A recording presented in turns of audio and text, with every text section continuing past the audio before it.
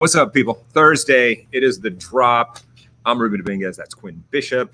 And as always, it's new music. It's new vinyl. It's new all music, sorts of cool stuff. All music related, good stuff. We talk about everything, news and all today, right? Wait. That's just not right. Okay. Anyway, I'm gonna go. I swear I'm gonna get a hat. Well, you've got it figured out. I got one. I got a few. I need to get a hat. What do we got? What's on the list? We're going to kick it off today. We never do this. We're going to kick it off with a book. Oh, and I'll okay. tell you why we're kicking it off with a book. Okay. Because this is a very Houston-centric book. This is a new book by Nikki Germain, and she was a photographer here in Houston in the 70s, and specifically in 1974, which that was the launching pad for Bruce Springsteen, the E Street Band, his shows here at Liberty Hall and in Austin at the Armadillo. That was really like when he broke wide open. He has a strong affection for Texas because of that. And Nikki was taking photographs at that Houston, the four night stand at Liberty Hall here in Houston.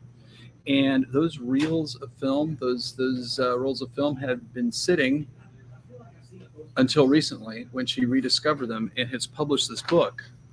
Wow. It is Bruce Springsteen at Liberty Hall. And it is there they are hanging out. And this is such a cool photo. Hanging out in front of Liberty Hall. And for those of you who don't know, Liberty Hall is where was on Chenevert Street, where what's the Mexican restaurant? Irma's. And of course we know it from Cabaret Voltaire back in the day, right? It was a punk rock venue after that. Yeah. So and so well it's so rare that you have, photograph documenting like it to this degree, to this volume. That's crazy. Of a pivotal moment in an artist's career, and right here in Houston. So, and I think we're the only. That's fantastic. I think you can only get this book online, but we worked it out with the photographer so that we could have it here in Houston for Springsteen fans. And I know four-night stand, and I know so many people that saw one or some of those shows that just were outstandingly ignited by it. So what's coming up here, March 7th. So today's the 9th, right? Today's March 9th. So it's the 49th anniversary of this show, 49 years ago. Crazy. Is that correct? We should I should read the fine print. I didn't even That's what I'm here for. Yeah. That's what your details. That's what you pay me for. Details. So yes, we have some of these books. It's a limited pressing and it's very cool. Coffee table book if you're a fan, and it's girthy, man. This is girthy. Yeah, I know one Bruce Springsteen fan that it embossed. Yeah, it's the boss. It's embossed. Right. It has been embossed. This is perfect. God, I love this. I love books like this. I really do. Yeah, it's great. So cool. It is great. And our friend Chaz put me onto that. He turned me. Oh yeah. Yes, of course. Because you love that's the big man. Sure. No doubt. Okay, let's start talking about records, and let's talk about a big record this week. I'm so glad you picked this. My staff loves this record. It's fantastic. This is a Colombian singer, Kali Uchis. She has a new record called Red Moon in Venus, and I will tell you that this is very reminiscent of Sade. Yes, it is very chilly, groovy. But she has this higher thing where she can go. Yeah. Like totally. This kind of falsetto, and there's a little trill at the end of it. And I was banging my head against the wall because there's some 80s, 90s female vocalist that I know that reminds me of, but I couldn't put my finger on it. But anyway. It'll come to us. We'll keep you posted. So, I mean, basically, if you guys are not familiar from, I guess, viral TikTok phenom to now rising pop star, because the first couple albums are either not even available in physical form. She had a record story piece a couple years ago that was big, that really kind of put her on. But I mean, look how cool the artwork is on this. This is very Bjork-esque, right? It's kind of Bjork-esque. It's a beautiful album. This is on Indie Store exclusive red vinyl. I challenge you to buy it and not like it. Yeah, there you go. Everybody, good luck to even me, that. like first listen, I'm like, what is this? This is first one out of the box. I'm going to go with highly recommended. And not just, but wait, there's more. If you purchase a copy of Cactus on CD, we have autographed copies, and that's a pretty cool signature right there. And these things are going really fast. So if you have interest, swing by and grab one because they are getting out of here quickly. Good, man. Glad to be super excited about it. Yeah. There's a couple of things on this list that got me really excited. Yeah, we've got some good stuff. That's what we want. We want to keep you engaged, keep you excited. Right. Keep you on point. Next up, this is one of my favorite records of 2020 was the Smile Interesting. record, and this is live recordings from Europe and last year. And just a quick reminder, this is Tom York from Radiohead and Johnny Greenwood, Yep. along with the drummer Tom Skinner. And man, the hook for me is the drums on this record. This guy's a monster drummer. Like, I can't get enough of that record. So I'm really excited about listening to this. This is an indie store exclusive, not available anywhere else. And I think it's already sold out. I don't think stores can even order anymore. But we're thrilled to have this for you. But I'm really looking forward to listening. I'm half and half on the Smile. It's like half of the songs that I've heard I like, and then the other half I'm like very meh. There's a lot of artistic license. Being Exactly. used Yeah, there, they for lose sure. me on the Yep. when they go too I far gotcha. down into the I got navel. you, but man, when it's When it's on, it's on. Yeah, I've heard. I love Yeah, that guy's yeah, playing. yeah. Okay, next up we got Ben McLemore. He's got a brand new record. This is his third solo record. People He's know back. him from Macklemore and Lewis. Mm-hmm. This not only it's kind of funny. It's not indie store exclusive colored vinyl. This is the alternate cover with the where he's in green background. Okay. I don't know this, but that's something. It means something to a collector out there. It means something. Yeah. So see what happens there. I mean, I think his solo records have done pretty well. I don't think nowhere near the Macklemore and Lewis Of the monstrousness. You never know. Monstrousness. That's not even a word. I'm pretty sure. Is it? Yeah, that You thing. gonna let me get away with that? Sure. That All thing. right. We'll know later. We'll know later. Yeah. The fans will. We'll check it. And this is one of the great things we get to do on the drop is keep you informed of really cool, interesting artists that you might not hear about otherwise. And this is one of my favorite band names of the last few years. Go. Black Belt Eagle Scout. And her record's really cool. This is her third record as well. We're talking about a lot of third records today. And so she is, and I'm going to read this so that I don't Good luck with it because I saw it and I was going to try to read it. I think it's Swinomish. Yes. Indian tribal community. That's where she comes from, and she grew up playing in her family drum group. Yeah. And so this record is really informed by this kind of. We don't get a lot of primal- Native American artists on it's the. cool. Yeah, I'll tell you about this. To me, listening to it, it very modern shoegaze kind of has that for kind of sure. element to it, and just And then there's some primal drums as you might expect. And Yeah. then her harmonies are really cool. Beautiful. She sings her own harmonies, and really kind of ethereal. Beautiful, very cool record. Her records are good and deserve One of these songs deserve a was just wider killer. audience. And it's not a band; it's this girl, Yeah, Catherine Paul. Mm-hmm. Yeah, So, good stuff. Again, this is a good one. Check it out. next up, Pierce the Veil.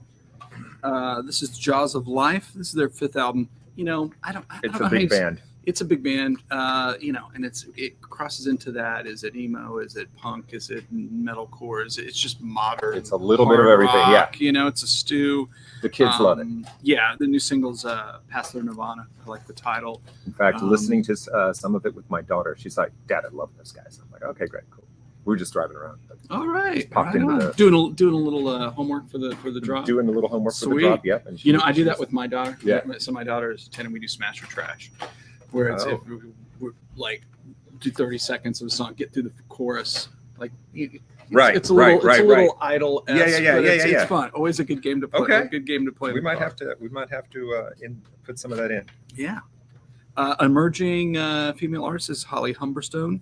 This is "Can You Afford to Lose Me?" And man, she is really a British singer. Modern pop, kind of a little darker pop thing. She's one of those artists that exploded in the digital realm, and then finally got around to making physical goods. But More and more the story these days. oh yeah, absolutely. And this is on limited edition transparent purple vinyl. I think It's a good record. Yeah, she's It's a a good great record, singer. and- She's an artist to watch too. I So think this she's really works. going This places. this works for me as well for the drop. It's like I find out about an artist, and then I'm like, yeah, I'll be listening to probably a lot more of that. Kind of from the somber to the sublime. She kind of covers it. Yep. It's darker, more thought-provoking kind of stuff, but really beautiful. I really dig it. Yeah, and you got to wonder too, because Really like dig her it. previous 2 releases have been records that have been pretty much the music, the digital music that has been around previously. So when she actually gets around to making a new record, Right. There's probably a bunch of great songs laying around there. Speaking of a bunch of great songs, Let's talk about some great songs. I think we briefly talked about the fact that Burt Bacharach passed on a previous drop, but he made this outstanding record with Elvis Costello where they co-wrote songs called "Painted from Memory," and that has been reissued along with songs from. They had another project called "Taken from Life," and this kind of that was unreleased, so that pulls that original album and then other stuff from those sessions together. And that year that it came out, that "Painted from Memory" record is one of my favorite records of that year.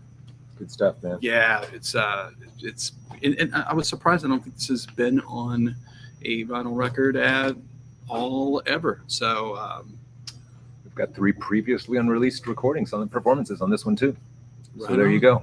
Lots of good stuff. and it will become, if you listen to this recording, it'll become immediately apparent to you that some guys never lose it. Yeah. Like they might not be working all the time. They might be doing other stuff. But man, it's as good as anything he did back in the day.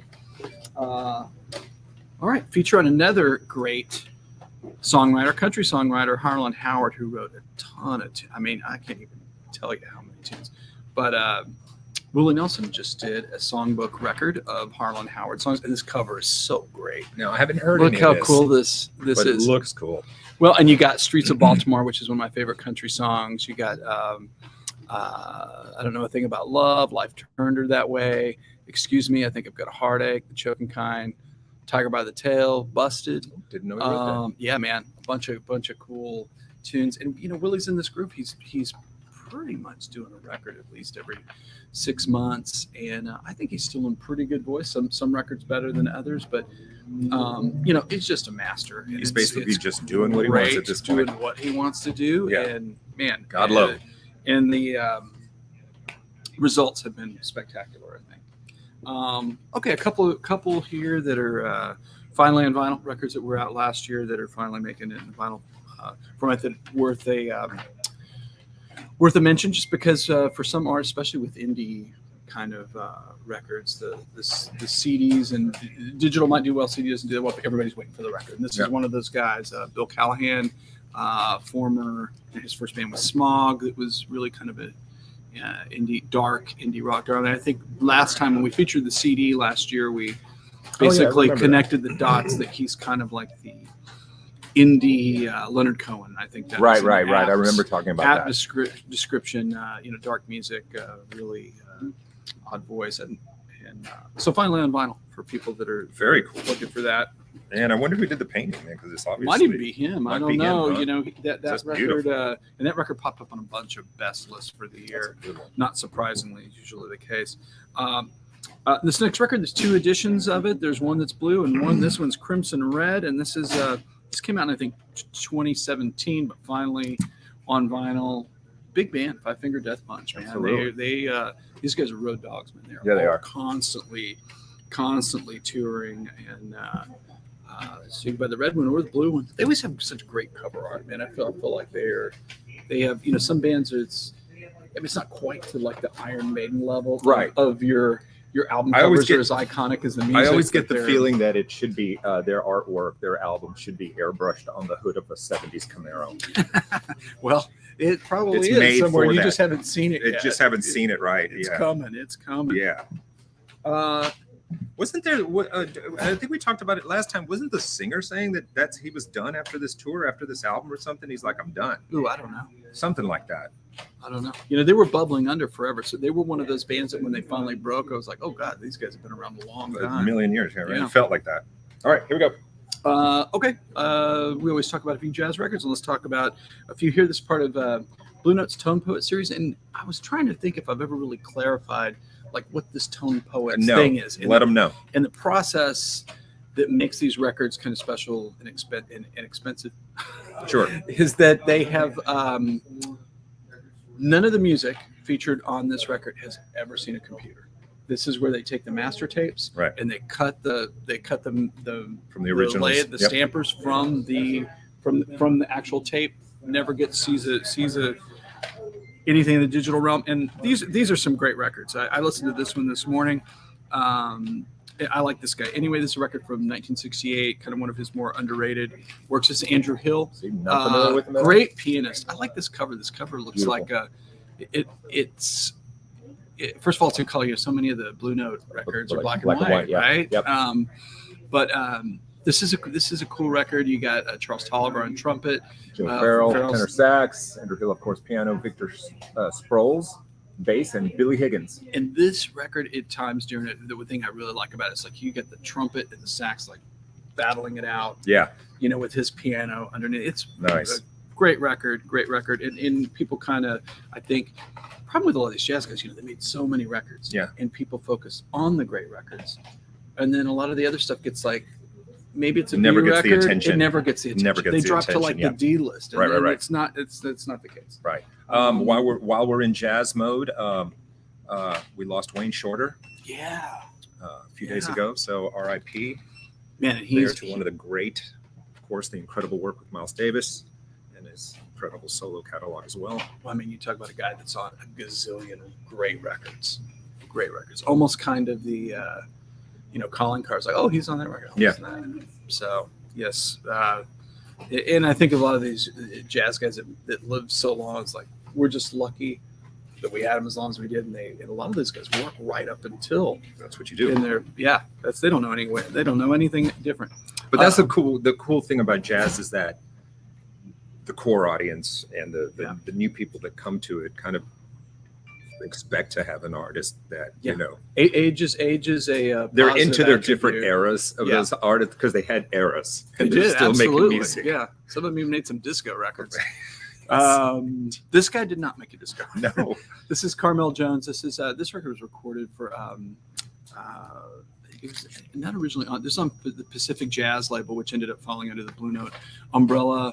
Kind of more of a band leader than anything else. This is kind of more straight ahead. You got Charlie Right. Peacock on bass, Leon Pettis on drums, great rhythm section.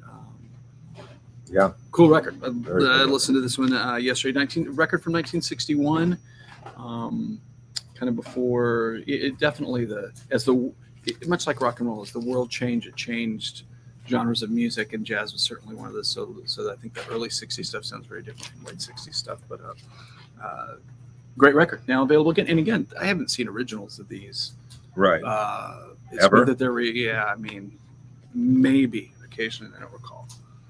All right, we're going to the big, most popular part of our program, the reissue. Everybody loves it. The reissues. People love us talking about old music. They like the new music, but they want They us do. to talk They about want old some of music. the good stuff too. So we can geek out on some Let's of give them that. some. We got a big one here. This is a big record. Hell yeah, it's a big record. This is the first record by the Cult. Love.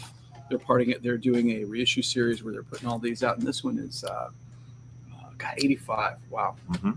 And She Sells Sanctuary, Rain, Revolution. This is on Indie exclusive red vinyl. Did we talk about the fact we were both at that show where we know? I think so. Yeah, There's a lot of shows we were probably both at as we those numbers. Those numbers, yeah. So there you go. Look at that. Yeah, the cool thing is like these guys came out and they sounded a little different. They looked a little different, and their artwork was kind of like everything. There was a whole vibe, Mhm. with like that they were ready from go. Yeah, and you know what they did really well that only a few bands of that era did. It's funny because I was going to say Susie, but really kind of the font and everything, the vibe of this looks very Egyptian like Susie. kind of, yeah. But they had what were essentially kind of hard rock records, but man, they had club mixes of those big songs. Oh yeah, for sure. That were connected with a whole different audience and were great. I love those. Yeah. All those mixes of all that. Yeah, because I can remember club mixes of Sanctuary that the breaks in them and how specific they were. Because at the heart of it, they were a hard rock band that connected with like a dance audience. Yeah, It's by kind of the funny. second record, definitely by the third record, it's like, wait, did they turn into Led Zeppelin? Yeah, What happened? and But still, it was great. Still the Cult. absolutely. And they're one of those bands too that proves the point that if you just make a couple of great records, you can trade on that your entire life. career. Yeah, Yep. absolutely. And they have three They're great not stopping. records. They have three They're great not. records. They're not stopping anytime Yeah. soon, my man. Yeah. Okay, you ready? You're gonna They're have great to- live. They were great. Holy For crap. sure. I haven't seen them in a long time. So What is this? Good Lord. I saw it on the list, but I wasn't expecting this. huge debut album, iconic debut album. These guys still make records that come out. Yeah. Not in America. Hugely popular international artist, but really known for one big song here in the States. And that would be but this is Aha, Hunting High and Low in the expanded 6 LP box set of demos, live stuff, singles, extended remixes, which was so true of the era, alternate mixes, and you couldn't get away from this record. Nope. And a lot of folks think that, that one-hit wonder from the 80s. And they had chart-topping hit songs and records all around the world. Absolutely. It's just that Take On Me was just the song here. Yeah. You know? Is Harry Styles on this one?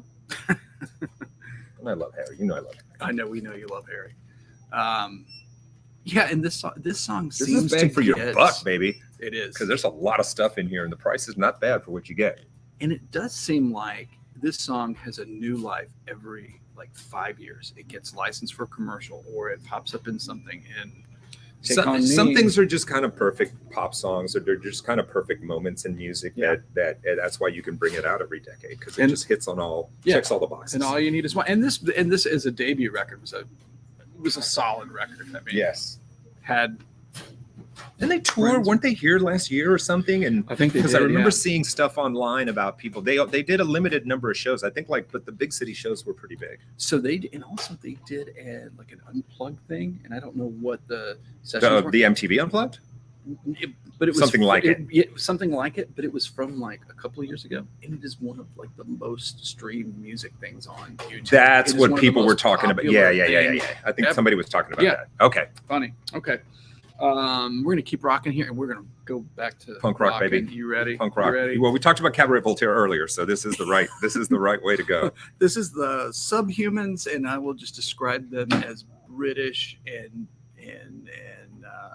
anarchic and fans of anarchy, and the cover really just sums it all. And there was a time where there were a lot of records that looked just like this, and this is really the first one I remember. The Day the Country Died. You got they always had the great artwork, and great t-shirts. They're checking all of the punk rock boxes there. There's the guy fist in the air. Used a lot of whole dozen eggs to make his hair stand up straight. There's blood and mucus coming out of his nose and throat. There's a priest, protesters in the streets. That's the whole thing. You got it. You pretty much got it. Yeah. So their catalog has been unavailable for a long time. Just got reissued. There's indie store exclusive editions, these as well as black vinyl editions, and they're finally available again. This is their big record. There's 5 other records, but this is the big one. So that's the one we're talking about today. But cool. This is another one of those groups. Tell me if I'm wrong. They sold a lot more T-shirts than they did records. I think so. Because I remember the T-shirts all over the place. A lot of T-shirts out there. It was like GBH. Yeah, absolutely. If you're talking about that, it's like you had to have a GBH T-shirt, and it looked like the same. It looked like the same artwork. Oh, exploited. Funny. Everything that's old is new again. Yes, it is. Okay, here we are. Big expanded, BBC sessions collection from Genesis. Look at that. There's a lot of people that is that show Nebworth? there. It might be. That's a Nebworth. I don't think it says. Looks like Nebworth. Yeah, it's in the field. The British it's in the field. That's the British 100,000 field everybody plays in. Yeah. And so the cool thing about this collection is it goes from the formative years, the band 1972, their early single, The Musical Box, all the way up to Wembley and Nebworth, 1992. So a bunch of hits on there, and the enduring popularity of this band. Liner notes written by the band. And I don't think much of this has been available. It's just a track here and there had been available for some. So there's a big expanded CD box set that has, I don't even know, 4 discs in it. And this is the LP's best stuff, because you can't cramp that much music on LPs, or you'd have to skip a car payment or something if you're going to buy that. But amazing. Good price for this one too. Yeah. $69. Come on. That's a lot of good stuff. All right. We're moving. Okay, rootsy band that was really influential. And the guitar player really got going. He was Uncle Tupelo's guitar tech, and then went and formed his own band, and they were really popular, grinding out in all the like roots music clubs, the Bottle Rockets. This is their only major label record. This 24 hours a day, and boy, I remember this. This was a big record. Staff played it a lot. People, they were a great live band. Interesting thing about this was licensed only for 1,000 copies. This thing is selling really quickly. It should probably come back as a black vinyl record, but for right now, only 1,000 copies of these selling quickly. Alt country classic. I'll go with that. Yeah, I would agree. Copies. I would agree. Okay, we're going to finish our reissue program here with. I really like this band a lot. This is Ivy, and this is Adam Schlesinger of Fountains of Wayne. And they kind of pulled this amazing trick where he was in two great bands at the same time. He was in Ivy and then Fountains of Wayne. And he and one of his friends met Dominique Durand, who was a French actress, singer, whatever. And they put together this French pop band. And it's just as cotton candy pop as Fountains of Wayne. Maybe not as edgy. Yeah, I'm more familiar with Fountains of Wayne. I definitely but these were big records. They were on Atlantic, and these were records that sold pretty well. This is from 1997. This is their second record. Of course, Adam Schlesinger sadly passed during COVID. One of the first people that I heard that actually died of COVID, and good to have that one back. And they've got a Record Store Day piece that is the demos for this record. Really cool. That's coming out. We'll talk more about Record Store Day later. Yeah, there's always some Record Store Day on the horizon. There's always some Record Store Day on the horizon. Okay, let's talk about Vinyl Vault. Vinyl Vault. Okay, it's your turn, baby. It's your turn. Hit it. I have another Houston pick for you. And this is the great Really Red. And Houston punk band, really, they were kind of the big band that gave everybody a sense of what the path was to sell records and go on the road and get out. Tons of local bands. Launched tons of local bands. This is Teaching You the Fear. They had a couple of great 7-inches, but this record, big record. And if you own one of these and it's in great shape, that's $100 record, $100, maybe even more, depending. Probably, there's a lot more of these in Houston than there are in the rest of the world. They pop up from time to time, but really an essential listen. You gotta love it. All the familiar names on the back. Harry Webb, from Culture Side. Andy Bradley. Yeah, Andy Bradley. You're playing Spot the Pigeon with all the Ralph Arman. Yeah. I'd never read the back of this. Yeah. Wow. The pride of Houston, Texas. Yes, sir. And hell yeah. You could even drive by later, 1231 Ashland in the Heights. Yeah. Cool record. Look around for that. See if you got one of those. I love that. And let's say, and you can stream it online or pick up the CD. Essential Houston Punk Rock. Essential. All right, so that does it for the list. That does it for the box. Touring, live shows. Let's talk about them. Anybody coming up? Who's going to be at Cactus right here on that stage, man? Who's coming? I am waiting on confirmation on a couple of things. We announced one for April. I don't have that information in front, but we're going to have some stuff coming up very, very soon. Pay attention to our socials, obviously before management confirms these things. Right. And a lot of times with regards to listening parties, events like that, it's embargoed. The artist has to announce it before we can. Got it. Okay. But I'm telling you, pay attention to what we're doing out there, and you will be an informed music fan. Music and we'll talk more about them on the drop next time. So for me, the big news, and I think I either saw it late last night or early this morning, The Cure announced 50 North American dates. Yes, there's a Houston date. I think they're doing 3 nights at the Garden and 3 nights at the Hollywood Bowl, maybe. There's a 3-night stand in there, but they're touring America. I caught the last tour. Great. Yeah. Fantastic. I have no doubt. I've seen them a bunch. They are a crowd-pleasing band. They're not the, okay, everybody, you get a hit at the beginning. You get 2 at the end. They do a lot of the catalog. Right, they do a lot of the. You get a great mix. You get deep cuts, exactly. And a buddy of mine, he's a deep cut Cure fan, so he was so excited the day after the show because I worked with him and he came in and he was like, I can't believe that. He was just going down the list.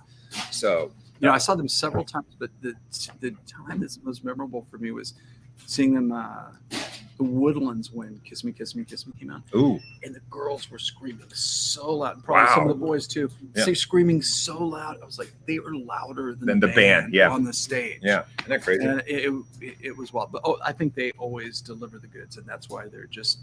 They came. I think they solid, came to bankable Houston band. twice on that tour because I I think you're saw right. that tour, but it wasn't Yeah. the Woodlands. It was Toyota Center. Not Toyota Center. It was Summit, whatever that Summit I might thing be was. mixing up my shows now because Yeah. maybe it was Disintegration. No, Maybe. I think I don't know. I have no idea. Whatever, man. We'll That's a figure it out, and we'll have long more time information ago. next week. All right, guys, we're going to do it again next week at 12:30. It's the drop. You'll get lots of new music, lots of new vinyl, lots of new everything, and of course, these two guys. We'll see you later. Peace.